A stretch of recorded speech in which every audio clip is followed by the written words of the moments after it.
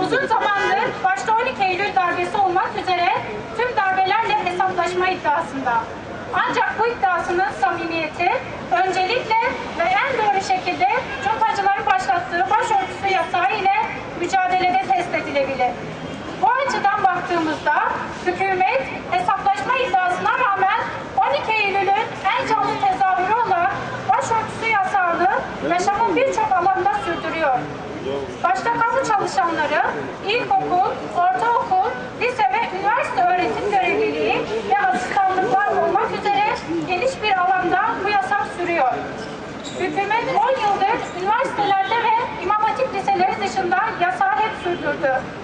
AK Parti kendinden görüp umut bağladığı dindar halkın beklentilerini bu yönüyle hep istismar etti ve bir seçimden diğerine erteleyip durdu. Yıllardır süregelen başörtüsü yasağının AK Parti hükümeti tarafından ortadan kaldırılacağı inancı önce yasağın yeni anayasaya havale edilmesi ve ardından da yayınlanan kılık kıyafet yönetmeliğinde yasağın takip edilmesiyle yerini hayal kırıklığına bıraktı. Hükme, Rabbime, sen hükmü ve ye.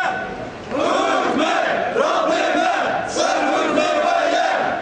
Hükme, Rabbime, sen hükmü ve ye. Hükme, Rabbime, sen hükmü ve ye.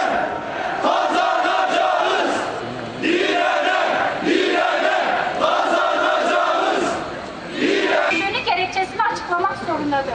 Hükümete ve özellikle de Milli Eğitim Bakanı Ömer Dinçer'e soruyoruz.